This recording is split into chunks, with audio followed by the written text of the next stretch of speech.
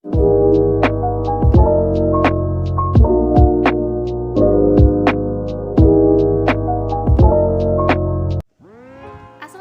warahmatullahi wabarakatuh. Di video kali ini, saya, Siti Alianadila sebagai moderator, ingin mempersilahkan kepada teman saya untuk memaparkan bisnis plan. Assalamualaikum warahmatullahi wabarakatuh. Halo semuanya. Perkenalkan, nama saya Aisyah Fitla. Saya dari kelas 12 Bisnis dan Pemasaran yang akan memaparkan bisnis plan yang sudah saya rancang menggunakan metode BMC atau biasa dikenal dengan bisnis model kanvas. Ini sebagai persyaratan dari Oke teman-teman, jadi ini adalah gambaran bisnis plan yang sudah saya rancang menggunakan metode bisnis model kanvas dengan brand Muslimwear, Living Minimalist with Muslimwear. Sebelumnya, bisnis yang saya jalankan juga memiliki visi dan misi. Visi dan misi yang akan kita jalankan yaitu visinya memenuhi kebutuhan muslim minimalis untuk melaksanakan kewajiban, dengan misi menciptakan produk sesuai syariat dan membuat konten dakwah dalam memasarkan produk. Kenapa harus membuat konten? Agar bisnis yang saya jalankan itu tidak hanya memproduksi barang-barang seperti barang-barang biasa, tetapi kita juga memberikan ilmu-ilmu yang bermanfaat mengenai agama Islam. Ada 9 steps yang digunakan oleh bisnis model kanvas. Yang pertama, ada customer segment. Customer segment adalah pengelompokan karakteristik pelanggan yang akan kita targetkan. Semua kalangan remaja dan dewasa, muslim, dan kalangan menengah ke atas dan ke bawah. Yang kedua, ada value proposition. Value proposition adalah alasan mengapa pelanggan lebih memilih kita dibanding dengan produk perusahaan lain, atau bisa disebut juga nilai keunggulan dalam bisnis kita. Nilai keunggulan yang bisnis saya gunakan yaitu menggunakan 4 warna minimalism: hitam, biru, coklat, dan abu-abu.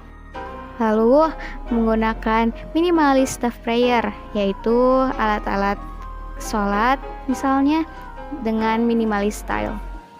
Yang terakhir, bisnis berdakwah. Seperti yang sudah saya jelaskan dalam visi misi bahwa bisnis ini dibuat untuk memberikan ilmu-ilmu agama juga. Yang ketiga, ada channel.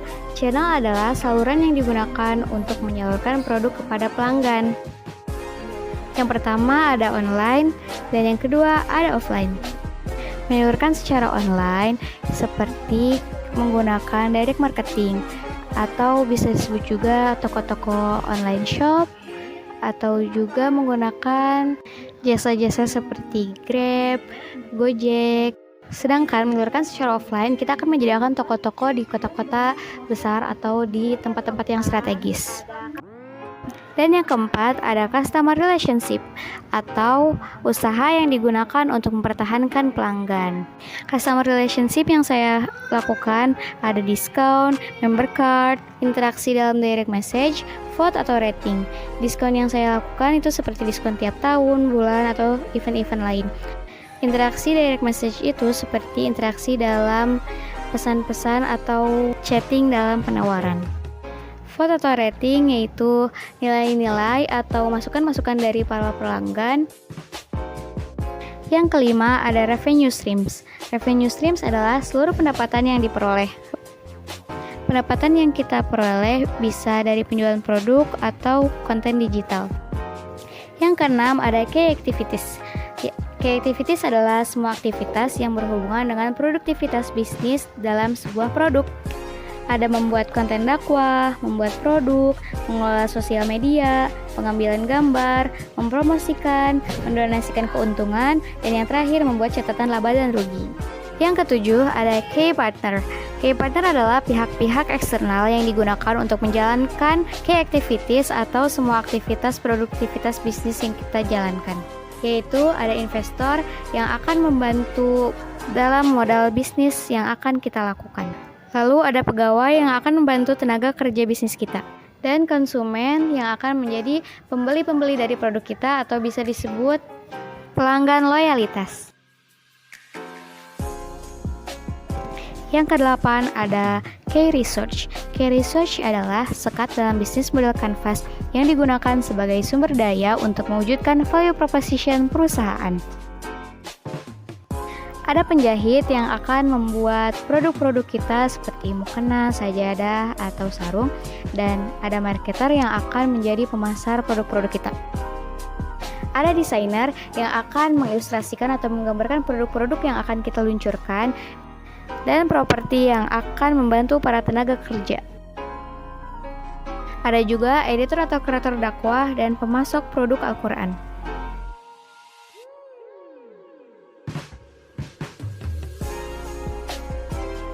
Dan yang terakhir atau yang kesembilan ada konstruktur. Konstruktur adalah semua biaya yang digunakan untuk membiayai semua bisnis yang akan kita jalankan.